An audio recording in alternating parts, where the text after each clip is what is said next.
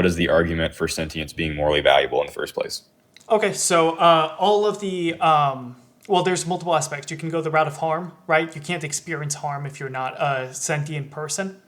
Well, you can't subjectively experience harm if you're not a sentient person, but you can measure objective harm without sentience. How would you do that? I can harm a tree by cutting it down. Yeah, but when we talk about morally relevant harm, we're not talking about damage, right? Like Why, if I get why is that not morally relevant harm? because it can't experience that harm, right? So when we talk about morally relevant harm, we're talking about experiencing that harm.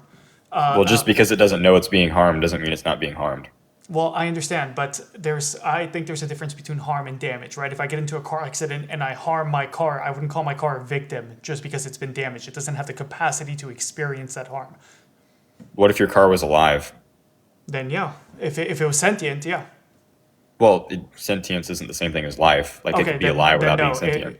no, I don't think if it's not sentient, then no, it's not experiencing harm. Well, I just think that sentience changes how you experience harm. I don't think that it means you can't experience harm, or the lack thereof, I mean. Okay, why would the harm be morally relevant if there is no person within the husk to experience any of it? Well, I think for anything to be morally relevant whatsoever, we're going to have to appeal to some standard higher than ourselves. What's the argument for that? Well, I don't see where else you could ground it. You don't. So you're talking about where morality comes from now, and you ground it Yeah. in God. Is that what you're saying? Yeah, you said that you're saying that sentience is like morally relevant as to how you can be harmed, right? Yep. So, like, who's deciding whether or not that's morally relevant? So I think that morality is an emergent property of our intelligence and our empathy. So we are right. We through our reasoning and through our empathy, we understand that it's morally relevant. Well, obviously, I don't understand that because I'm pro-life. Okay, well, yeah, of course, that's why morality is subjective, right? We have differences of opinions on our certain morality. I've come to certain moral conclusions using my reasoning and empathy, and you've come to other conclusions. Well, if it's subjective, it's not like actually morally relevant. It's only according to your preference. No, I don't think that subjective is synonymous with preferences or arbitrary. Something can be subjective, right? Just because it's not objective does not mean that it's irrelevant or arbitrary. I didn't say it was arbitrary. I just said it was preferential. Like, you could have intuitions, or you could have like maybe logical assumptions that would lead you towards a certain preference. That doesn't necessarily make it arbitrary, but it does make it preferential, which means there's no reason as to why I ought value sentience. Okay, well, I disagree. I think just the fact that it's preferential doesn't mean that it's not grounded in our reasoning and our empathy, right? So when we come to certain conclusions from that reasoning and empathy, when we like reason our way through it, like I wouldn't want this to happen to me, so I don't think it's right to subject it to someone else. You can come to certain conclusions, right? Yeah, but sorry, could you say what you were going to say? Yeah. I was going to say that I think it's a lot more problematic to ground your morality in God or religion. And I think I've yet to meet a single religious person that doesn't have moral inconsistencies in what they feel is true through their empathy and through their reasoning and what's written in the Bible, right? Well, I think I could demonstrate to you that you would probably expect an objective grounding to be less problematic, or at least someone thinking they have an objective grounding to be less problematic than everyone thinking they have subjective grounding and therefore preferential. Okay, what's your argument for that? Yeah, so if everything's going to be subjective and we have no objective ethical standard that we can appeal to, the only way that we can make laws is by appealing to physical force. So back in the old days, it would be something along the lines of, I get a bunch of my buddies, you get a bunch of your buddies, we fight, whoever comes on top makes the law. That's ultimately what it is now, except we have voting in replacement of that. Right, well, isn't that literally what all of human history is? Force? Yeah. Okay, so why, I mean... Yeah, because, right, so if force is the only standard we can appeal to, that means if you can't enforce your rights, you don't have them. Okay, so, I mean, that's a whole different discussion, right? That's, we're not talking about morality then, we're talking about being able to enforce your sense of morality on others. That's a... Yeah, I mean, well, we are talking about morality because I'm using this to demonstrate to you why you think why you would think it was problematic if everybody thought morals were subjective. Well, I don't see how that's true. And I feel like you're kind of insinuating that people who believe that morals are objective have not gone to war or forced their beliefs on others the same way that everybody else has. I'd argue that most wars in history have been fought by the religious. No, I'm not insinuating that necessarily, but if it wasn't for religion in the first place, or if it wasn't for force stopping people from going to war in the first place, there would be a lot more chaos than there is now. What's your evidence of that? Well, you can look at, it depends on which religion it is. You can look at the Middle East, for example, or like Africa, Yeah. where like everybody's like at war with each other and there's a bunch of killing, violence. Yeah, and they're all rape. religious. Yeah. They ascribe to Islam mostly. So if you Yeah, impose right. Christian ethics, it's different. Okay, I mean, isn't a lot of Africa Christian? Well, not enough of them, clearly. I mean, not clearly. It just directly kind of disproves what you're saying, right? I feel No, like I mean, I don't know. What is the percentage of them being Christian? I'm not sure. I'm not sure either. I mean, I can look it up. Let's check really quick. I would also make the argument that that a lot of non-religious and secular countries are the most peaceful, right? You look at Sweden, you look at Norway, you look at Finland. They're probably the most peaceful, least crime-ridden places in the entire world. Finland has two state churches. Yeah, you said secular nations. Yes, sorry. Isn't Sweden's population mostly non-religious? I'm not aware, but you said Finland. Okay, I'm going to look these up one at a time. So first, let's see what percentage of Africa is Christian.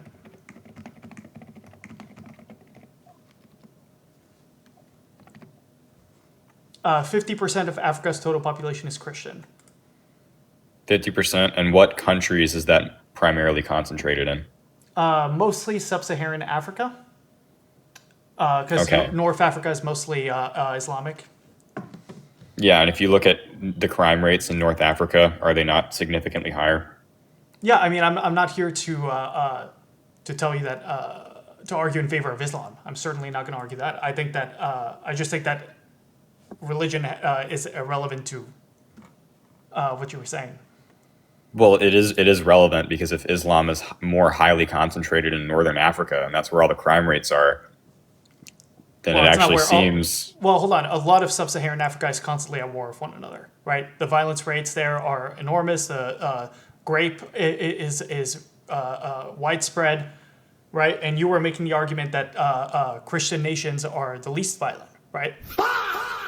A lot of them are, yeah. I mean, the only thing stopping like the U.S. or some other nation with the same amount of power as us from, invading every other country on Earth and just enslaving everybody is the ethical standard that we think we have. So if that ethical standard isn't true, then we're either all delusional, or we're just holding back for some reason. Wait, but you're assuming that the ethical standard we have in the United States stems from Christianity. I would totally disagree with that. Oh, what does it come from? From our own reasoning and our own empathy, right? We kind of argue about laws through the court systems and come to certain agreements. Yeah, but you realize like most, if not all, of the founding almost nearly all of the founding fathers were Christians, right? I don't think that's true. Wasn't Thomas It Jefferson is an true. atheist who like specifically included in the First Amendment separation of church and state? Sorry, did you say Thomas Jefferson? Yeah, didn't he include? No, the Thomas separation- Jefferson was a deist, and there's no separation of church and state in the First Amendment. There's no separation of church and state in the First Amendment? No. Okay, let's verify that really quick. Yeah. Sorry for that. I'm like frozen.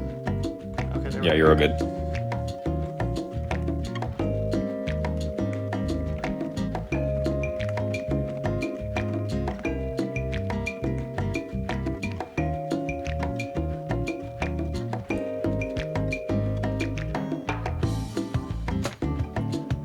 Yeah, so there is a separation of church and state, right? The Establishment Clause prevents the government from establishing a national religion, officially favoring That's a one national over religion. another, or unduly preferring religion over non-religion. Then there's the Free Exercise Clause, protects individuals from government interference with their religious beliefs and practices, ensuring the right to practice. Where did their it say separation of church and state?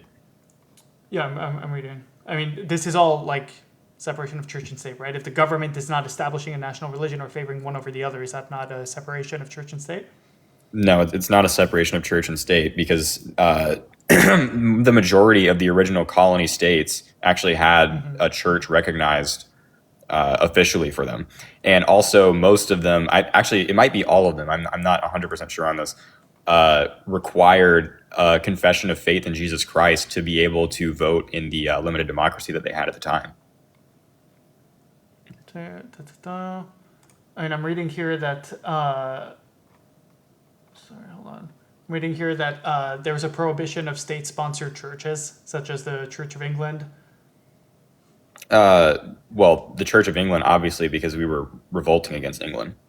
For example, you can look up Maryland. I think they had the Catholic Church as their state religion. Yeah, and sorry, just to circle back really quick, because I had this pulled up. The overall Global Peace Index is at its highest in secular nations.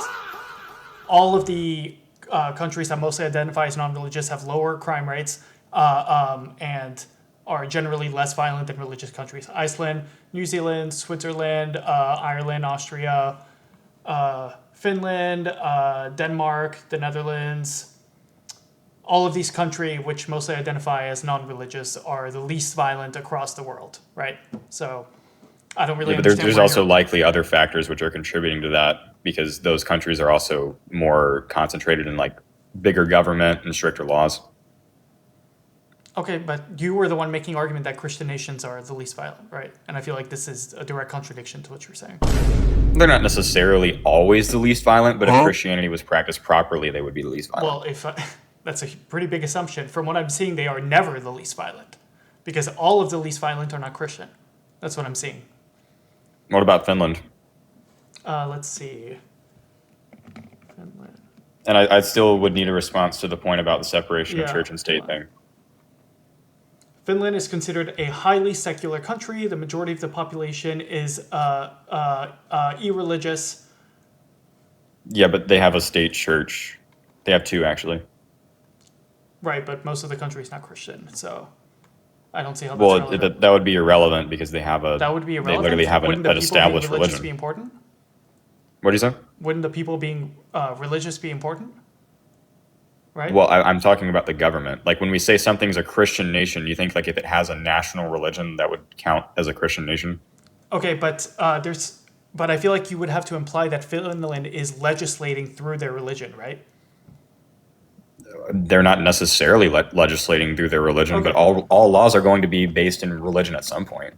Okay, so Finland is not legislating through Christianity, and most of the country is not Christian, so I don't really understand the argument. Well, what are their policies? I don't know what they're legislating. Okay, so why are you like bringing it up? But, I mean, you said that like you actually contradicted yourself here because you initially brought up Finland as an example of a country that you thought was not Christian it's and not, had low. It's secular. It is literally a Christian nation. They have an established church. That doesn't mean it's a Christian nation. What if they had You can have an established church and not be a Christian nation? Yeah, they maintain official historical ties to two national churches. That doesn't mean they're a Christian nation. It literally does. It's same thing with England. The Church of England is that's an established religion on the citizens. Yeah, but that doesn't make it a Christian nation. Like, why would that make them Okay, well, less violent? what would make it a Christian nation? If it's a theocratic nation, the same way that A theocratic nation? yeah, the same way that Who advocated for a theocracy, bro? What? But I'm saying that's how you could make that argument, right? Because if you look at like the Middle East, for example, if you look at Afghanistan, Iran, and all that stuff, they are governed by Islam, right? How can you make the argument that Finland is governed by Christianity when their legislation has nothing to do with Christianity, when most of the country is irreligious? Like that just doesn't track.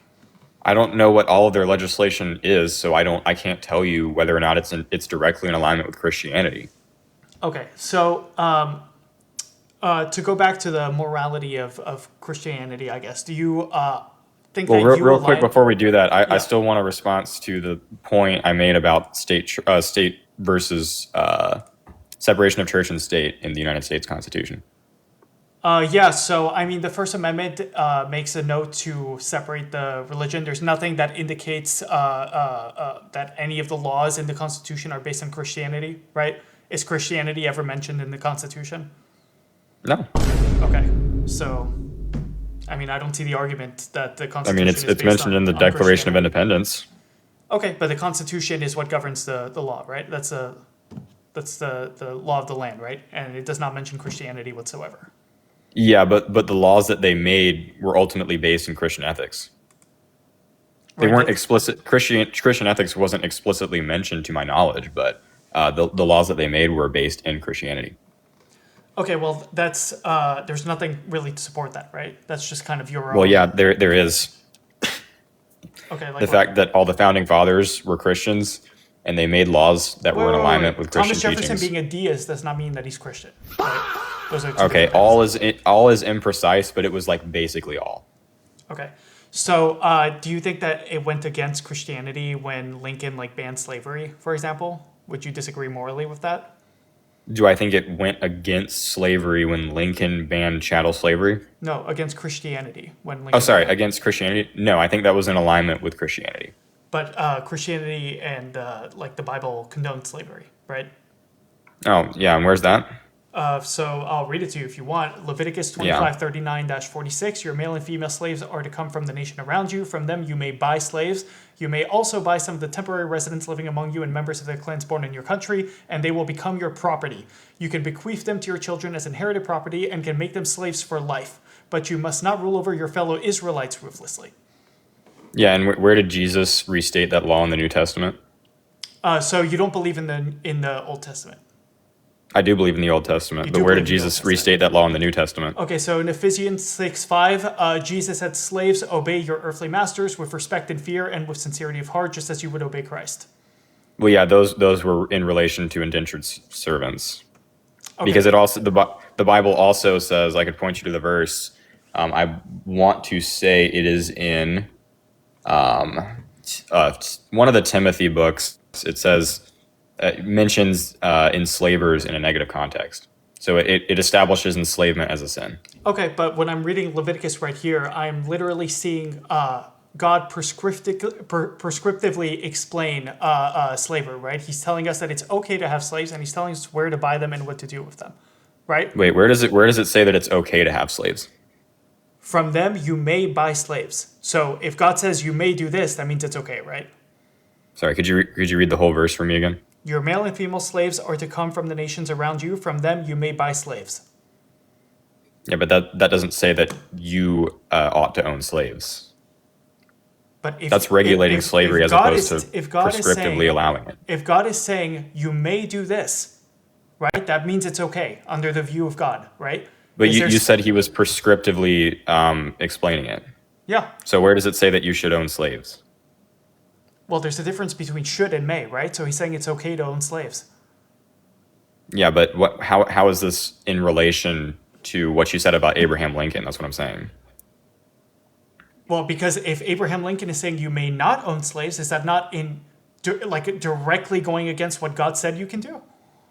No, because it's not restated in the New Testament. So if there's So like, what? for example, hold on, yeah, because if there's a law, like for example, there's the one where you can't mix the fabrics together or else you get the death penalty, right? Uh-huh. That's not restated in the New Testament because Jesus fulfilled the law. So not all the same laws that were in the Old Testament have to be practiced in the New. Okay, so morality is absolute, but if God said it a little while before Jesus came about, it actually doesn't matter? Like, I don't understand. Like, what Well, is the Jesus system is you're God, explaining so to that's me? not the same thing. It's just under two different covenants. Okay, but why would it be mute if God said it? That's what I'm saying. If you claim morality is absolute, right, and that his word is the absolute moral law, why would it matter that he said it a little while before the resurrection of Christ? Why would that matter? Again, I said it was under two different covenants. So what we could and couldn't do, there were some laws that were ascribed to the Jews in particular, and there are some laws that are ascribed under the New Covenant, and not all of those are going to be the same. Okay, so if you had a problem with it, do you not think that Jesus would have said in the New Testament not to own slaves? Would he not have said that? Yeah, well, the Bible does say, like, the enslavers, it says that's a sin in the New Testament. Okay, what's the verse for that? 1 Timothy, hold on, I'll give you the actual citation, 1 second. I gotta actually Let's see.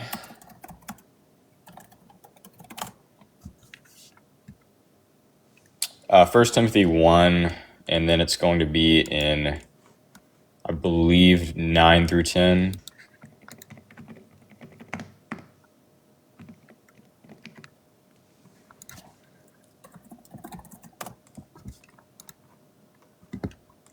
Let's see. We know that the Yeah, law there is we go. made not for the righteous, but for lawbreakers and rebels, the ungodly and sinful, the unholy and irreligious, for those who kill their fathers and mothers, for murderers, for the sexually immoral, for those practicing homosexuality, for slave traders, and for liars and perjurers. So that doesn't even tell me that it's immoral to own a slave. That tells me it's immoral to trade slaves, right? Yeah, well, you realize that when we're talking about chattel slavery, that implies slave trades, right? Yeah, I understand that, but that's Yeah, so different than indentured owning a servitude slave, is right? completely different from that.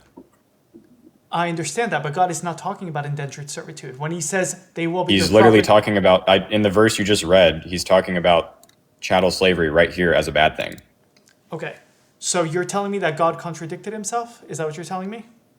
No, how is that a contradiction? Because he's saying that you are allowed to own them as property for your entire life, which is notably different than indentured servitude, right? How is And that different? Why is that different than indentured servitude? Why couldn't you sign yourself off Okay. to a certain amount of paid labor and that would just include your Okay, life? because a newborn cannot sign themselves off. When somebody says that any child born to your slave becomes your property for life, that is not indentured servitude. That's just slavery. Sorry, could you say that again? Yes, when a child, right, born under your care or under your slave, becomes your property for life, that is not indentured servitude. They did not sign themselves to you. Yeah, but again, like I said, it's under the new covenant that we don't practice chattel slavery. So actually, Christianity led to the abolition of slavery in its state that it was in the 1860s. Yeah, that's not, first of all, that's not true. Second of all, you're not telling me why I should disregard what God said in the Old Testament. I did. I said because it's under a different covenant. Why does that matter? If morality is absolute, right? If you get your morality from what God says, why should that matter? We're living under, you're talking about a different covenant. So that was under, I believe, the Mosaic covenant. Now we live under the new covenant. So the And laws. even in the new covenant, he says something about slave traders. He does not say anything about owning slaves. But again, you're not telling me why that matters. If God is the absolute moral law, if he says something, it should How be can like you set in trade a stone. slave without owning them? I'm pretty sure slave trader implies something very specific, right? Yeah, What does a how slave can you trader trade mean? slaves without owning them? Okay, you can buy a slave without trading slaves, right? No? Yeah, but if you buy them, you own them. Yeah, okay. Do you think that's what that is meant by slave trader? I feel like you're doing a Yeah, What if I'm you saying- own if you trade a slave, you own the slave. Okay, what I'm seeing is that you are okay, what if you inherited a slave? Okay, then you still own it. Okay, but is that trading? Not necessarily. No, it's not. Okay, there you go. So again, what you're doing right now is you're trying, because your own morality within you is telling you that it's wrong to have slaves, right? So you're doing anything you can to apply your own morality to the Bible, even though the Bible is directly contradicting what you believe. The Bible's not directly contradicting what I believe because I told you, like Come I on, said dude. 1,000 times, we're living under the new covenant, so that law does not have to be practiced by us. But you said that morality comes from what God says, right? When did I say that? What you just told me, you ground your morality in God. Yeah, that's not the same thing as saying morality comes from what God says. Okay, so where does morality come from? Morality doesn't come from anywhere because morality is God. Okay, so what do you know what's right or wrong? Sorry, what'd you say? How do you know How do I know what's right or wrong? Yeah, Well, that would be as to because of what God's God says? communication. Yeah, that would be as to what God says. But that's not the same thing as Okay. saying it comes from where God says. Okay, do you not see how that's circular? Like, you're telling No, you're it's- telling me it's- not morality does not come from God's word, it comes from God. I say, okay, how do you know what God says is moral? Because it says so in the Bible. Like, How we know a thing is not the same thing as where it comes from. okay, so you get your morality from the Bible, yes? Because that's the only way God has spoken to you. Right? I get my morality. What do you mean, my morality? Okay. How do you determine what is right or wrong? By reading the Bible. Okay, there we go. So when it says in the Bible that slavery is okay, Why would you disregard that if there isn't something within you that is telling you that it's wrong? You're talking in Because circles. because we're living under the new covenant, so that law isn't meant to be followed anymore. Okay, so what God said in the Old Testament does not matter. It's irrelevant. That's not what I said. Well, you have to pick one or the other. Either it's No, moral because holy God false said it's okay. dichotomy. Wait, how does that follow? Because if God said it's okay in the Old Testament, you are either telling me that you don't have to listen to what God says, right? Or you're telling me that His word is moral law. No, no, absolutely not. That's literally a false dichotomy. Okay, what's the other option? Yeah, what I'm telling you is that the law that we have to follow today is the law that is restated in the New Testament. That doesn't mean that the Old Testament doesn't matter. It just means we take it in historical context. Okay, so you're telling me that morality is absolute and objective, but God molded that morality to fit a certain time period, right? He's like beholden to humans' customs, right? To the customs of people at a specific time. That's what you're telling me. Sorry, could you summarize what you just said? I'm saying that you're telling me that God is adjusting His moral law depending on the customs of the specific time of humans? That's what you're telling me? I feel like adjusting the law is a little bit of a loaded term, but sure, we can say that. Okay, so why would you even follow what was written 2,000 years ago? Would he not have adjusted his morals to fit the world of today by that standard? No, because that would have been in the Bible if he did that. And he didn't adjust his morals. I thought that's why I said it was a loaded term, because I thought you might use that to equivocate, which you did. But the case is actually not that the morals changed. It just happens to be that the way we apply those morals changed because of historical context. So he didn't adjust his morals, but in the Old Testament, he says slavery is okay, and in the New Testament, he says trading slaves is bad. That's not an adjustment? He didn't adjust his morals there. You're equivocating. It's the difference between when we're saying we're under the new covenant, that means that the laws that were before are not. So he adjusted the moral laws. Yes? He didn't adjust the moral laws. He adjusted the written laws. So the application of those moral laws was different. But if he says you may do something, right? Is that not like a moral go ahead? He says you may do something. Yes, he says you may hire slaves. You may buy slaves. Yes. And is that what was the second part of that question? Is that not an example of a moral law? It is a written law that was applied to the people of the time. That's not the same thing as the moral law.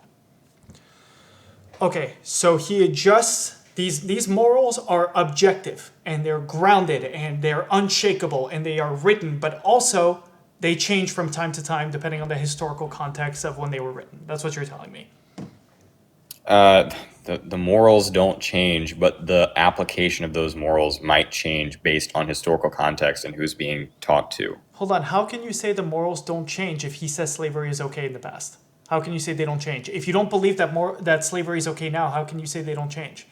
It's still it's still an equivocation on the word slavery because the past is talking about indentured servitude. No, it isn't. It's not indentured servitude if you are born somebody's property for life. That is not what indentured servitude is. You don't think it's logically possible that somebody's parents could sign off their child? Okay, so if somebody else signs you off, how is that indentured servitude? That's just slavery. That's indentured servitude because you sign off other people.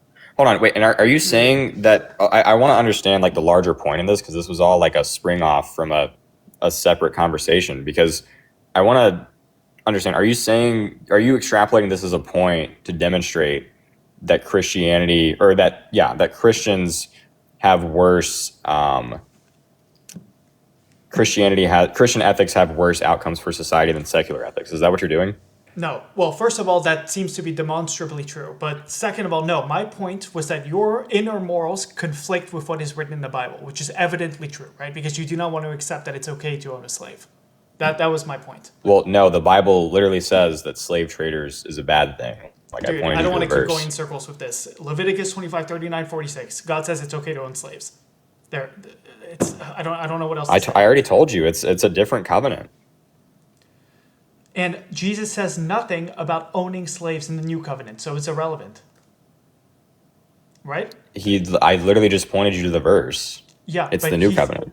he says about slave traders. He says nothing about owning slaves How can you trade a slave without owning them? by inheriting it. So if you inherit it, you don't own it? You don't trade it. We're talking about trading, not owning. I'm saying you own it, you don't trade it. Jesus said nothing about owning. That's not what I asked you. I didn't ask you how can you own it without trading it. I asked you how can you trade it without owning it? By inheriting it. So you can you don't trade. An inheritance is not a trade, is it? That's my point. That's my point. Okay, so you're not tracking my question then, because I asked you how can you trade the slave without owning it? I didn't ask you how can you own the slave without trading it. How Okay. can you trade it without owning it? Okay, that doesn't matter because Yes, it does. No, because my point is that you can still own a slave and not be going against what Jesus said. That's my No, point. dude, it's under the new covenant, so it is in alignment with what Jesus said. Dude, I don't understand how you're not tracking this, but God does not say that it's not okay to own a slave in the New Testament. He does not say that. He says It literally says it right there. He says slave traders, not slave owners. You can own a slave without trading, for example, by inheriting it. Okay, so you're saying that you can. It doesn't say you can't own slaves specifically. Yes, exactly. So why would you dismiss what God said in Leviticus when he didn't say anything in the New Covenant that contradicts it? Because it's talking about slave traders in the verse right there. Yeah, not That's what I'm slave saying. owners, slave traders. Yeah, and also you already pointed me to the verse yourself where Jesus says that slaves ought to submit to their masters and that masters ought to be good to their slaves. Yep, exactly.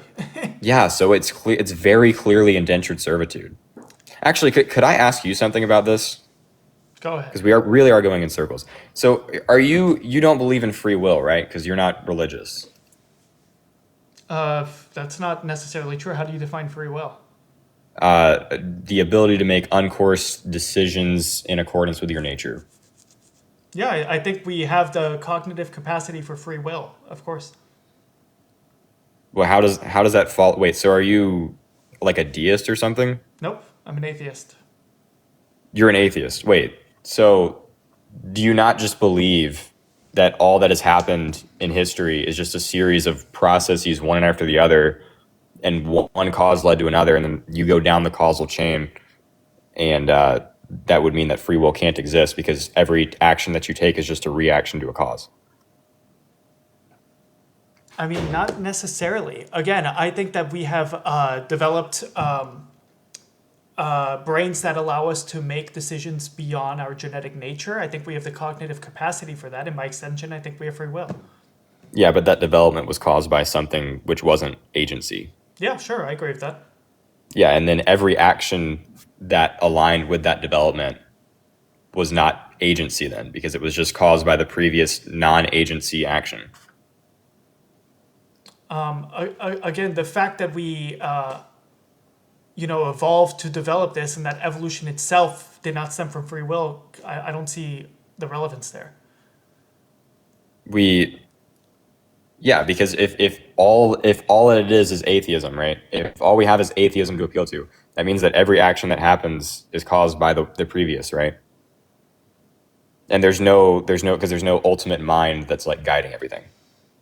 Yeah, I think we guide our own actions through our own minds. So I don't really understand what you're asking me. Yeah, but every step taken to guide that action would be caused by the previous action. I mean, you could make that argument, I guess. Yeah, so it would follow that you couldn't make uncoursed decisions because each decision would be coursed by the previous action. No, I think that's a huge stretch of the word coercion. Of the word what? Coercion, right? Because you said coerced. Uncoursed. Oh, uncoursed. Sorry, I misunderstood you. I don't know. I mean, what's the relevance? Where are you going with this? Well, yeah, I was actually expecting you to say you don't believe in free will because I don't think it's possible to be an atheist and believe in free will consistently. The reason why it ties into what you bring up about slavery is because I mean, there's really only three options. Would you rather, because ultimately what slavery is, you would agree with me, right? It's just like a removal of someone's agency. I mean, it extends beyond that, right? It means owning somebody as property, right? Stripping them of their autonomy, of their free will, of their like capacity to make decisions for themselves, like forcing them Yeah. to do labor, forcing them to do things that they don't want to do, etc. That's all just removal of agency and free will. Yeah, it's an extension of that, sure. Yeah. So would you rather, if you could have your like ideal scenario, would you rather, let's just for a second imagine God exists, right? Just put on my worldview for a second. Would you rather God kill us all, God allow us to have free will and make slaves or own slaves, or would you rather God take away our free will and not allow humans to own slaves? Okay, but that doesn't track because God tells us plenty of things that he thinks are more in the Bible, right? He tells us that murder is wrong. He tells us that grape is wrong. He tells us that stealing is wrong. He tells us so many things in the Bible that he thinks are immoral. He can give us free will and allow us to make our own choices and still tell us what he thinks is wrong, right? But he doesn't do that. He does the opposite. He tells us that he thinks that slavery is okay. I'm just asking you from your view, if you could have it ideally according to what you would you want God to kill everybody, to allow us to have free will, which would entail us having the ability to own slaves, or taking away our free will altogether? Yeah, of course I would support free will. Of course, if Okay. if I believed in God, of course I would want free will. That doesn't explain to me why he says it's okay to own slaves. Well, that's what I'm saying is like if you actually would support free will, then you don't think the allowance of slavery is a bad thing. What are you talking about? That doesn't track at all. Yeah, That doesn't track at all. would you rather humans have the ability to own slaves, or would you rather humans not have the ability to own slaves? Yeah, I would rather they not have the ability to own slaves, but not through Okay, then not you through would the actually stealing of support free will. humans. You would actually support humans having their free will restricted, which is an advocation for slavery. No, it isn't, dude. No, Yes, it it is. isn't. That we define slavery as the removal of agency and free will. Okay, so you'd make that same argument for murder? If we stop people from murdering, we're taking away their free will? That's seriously the line Yeah. of reasoning you want to go down? Yeah, obviously, I'd rather us have free will. But that's not what I'm talking about. I'm not talking about humans having free will. I'm talking about God outlining his moral law in the Bible. I don't He's understand why you're regulating not- it. He's saying it's okay. He's saying it's okay. Under That's- under the condition that it exists. It's not the same thing as saying you should own slaves. Okay, so why didn't he do that for murder? Why didn't he say murder is okay because murder existed at that time period? Well, I don't know. You Ask don't him. know. Okay. Okay. I don't know. I mean, look, it's late. I'm probably going to end this live. I hope you reflect a little and realize that your own morality does not track with the morality of the Bible. I don't really know what else to say. Well, could I ask you a question about your morality? Go ahead.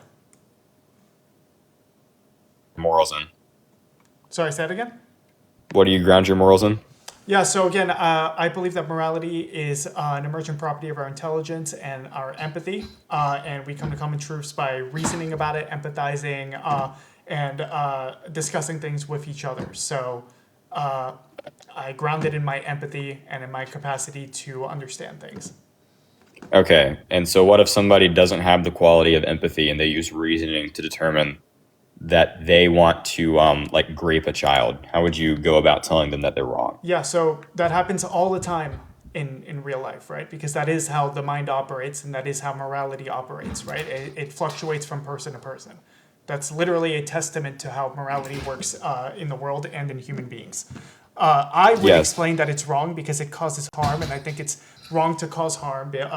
Even if you reduce it down to like the golden rule, like do unto others as you would want done unto you. It's a pretty simple concept to explain. Yeah, but why would you say that people shouldn't cause harm? Because it causes like pain and suffering, and you understand as a human being that it's a negative thing to feel those experiences, right? So I feel like you can kind of explain to somebody else. Well, how does it translate then?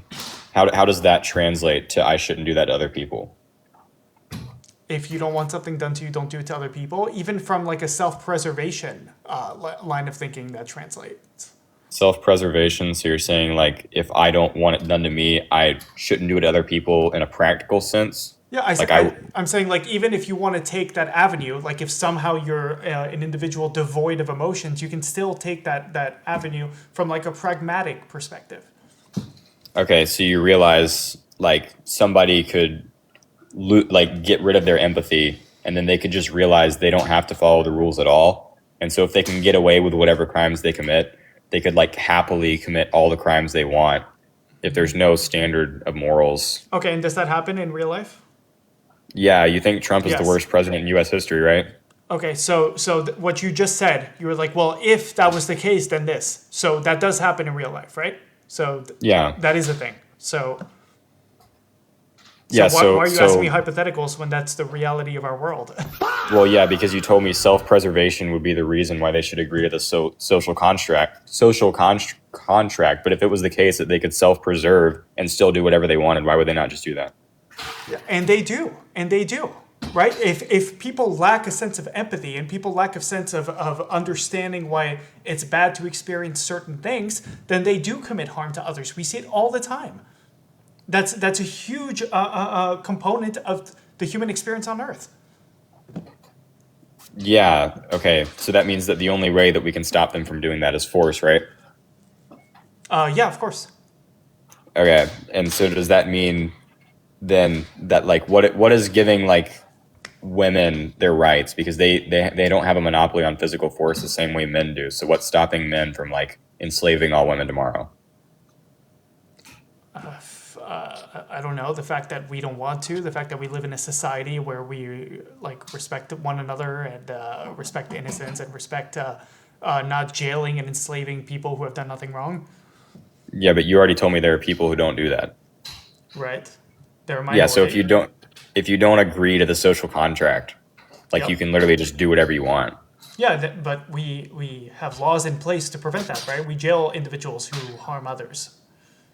Yeah, but those laws are just force. What's your point?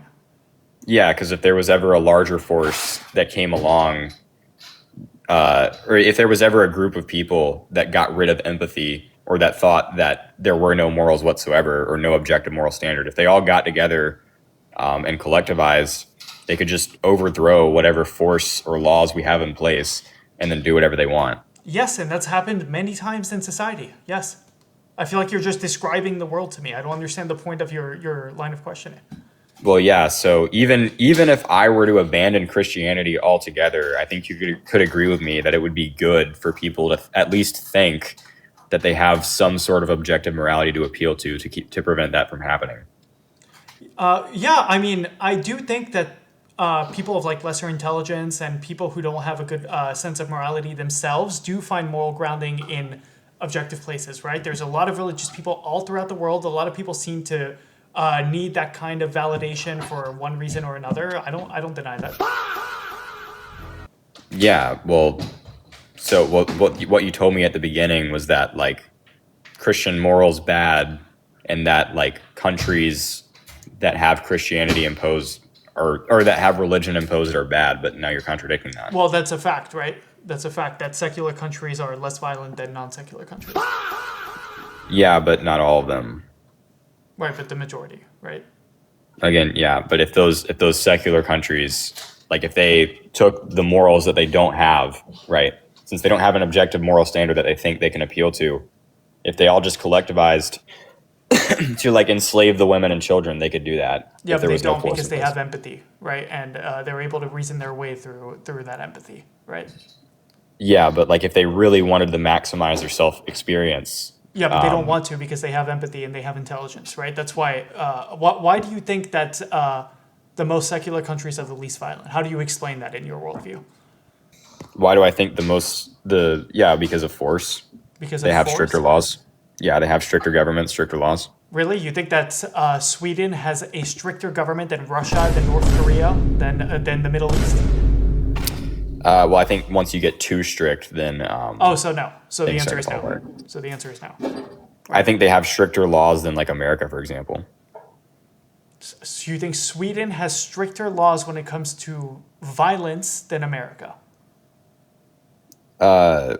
Sweden has stricter laws. Yeah, they have higher gun control, do they not? Yeah. Yeah. That's the only way So, you measure that? I mean, it's like one of the ways, right? Like gun crime is going to go down if there's no guns. Yeah, I agree with that. I agree with that. How do you account for the other forms of violence that are lower as well? I mean, what other forms? Like assault, like rape, Are there grape rates lower? yes, absolutely. Nordic countries have some I of the know lowest a rape lot of rates. European countries have like more than like quadrupled in grape rates over the past 20 years.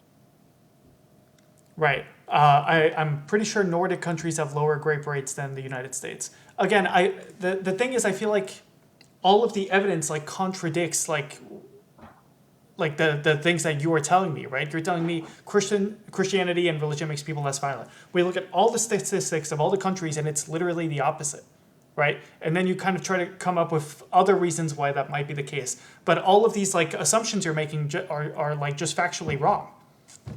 Well, no, I mean, you brought up Finland at the beginning. You said Finland was a really low violence country. And they're a They're a Christian secular nation. country. They're not a They're Christian not a nation. secular country. What do you have to be a Christian nation? Yeah. If you identify as a Christian nation, then all of your laws and your legislation should stem from Christianity, right? We call Afghanistan Well, then there's and no Iran. Christian nations. So how do you know the violence rates are higher in Christian nations if there's no Christian nations? Okay, so when I say Christian nations, I'm talking about the majority of the population being Christian, right? Well, that's Because not what you just told me. You said theocratic, where all of the religious laws were based in Christianity. yeah, I mean that's certainly an aspect. I mean, are there like let's see, hold on, let me look. There's no Christian theocracies that I know of. Countries with an overwhelming Christian demographic, or those with official state churches and governing documents deeply rooted in the faith, like the Vatican City, Armenia, Costa Rica, yeah, Greece, Zambia. There's lots of Christian nations, and they have higher violence rates than secular countries, right? But well, you just told me that a Christian country would have to be theocratic.